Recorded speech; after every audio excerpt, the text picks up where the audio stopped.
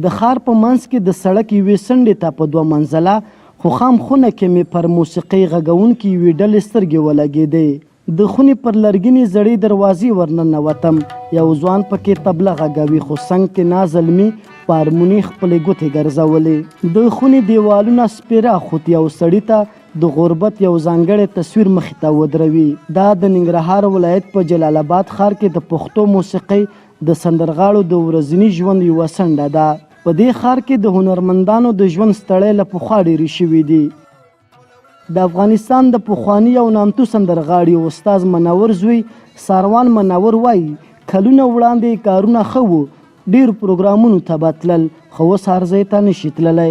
په پاکستان کې 100% هلته امنیت موږ چې کله هلته وو څه مشکل نه و چې موږ به د پاکستان هر کونج ته تللو چې هر صوبې تللو. په کورو کلي کې په زیاتره ځایونو کې امنیت نشته دی او چې هلته لاړ شو نو په هغه سازونو باندې پابندي ده.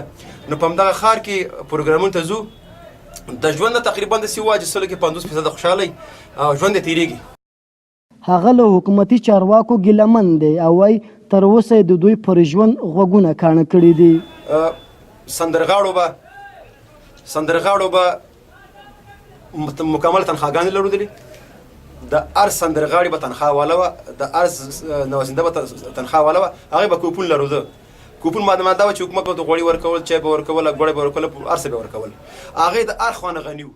د هنرمندانو باغونه خزانه وهلي، په ټولنه کې ورته په سپک نظر کتل کیږي. د ننګرهار په څېر د ګڼو نورو ولایتونو موسیقاره او هنرمنده طبقه هم له ورته ننګونو سره مخ ده او په دې برخه کې مرسته غواړي. صداقت غورځنګ، مشرق ټي وي، جلال آباد.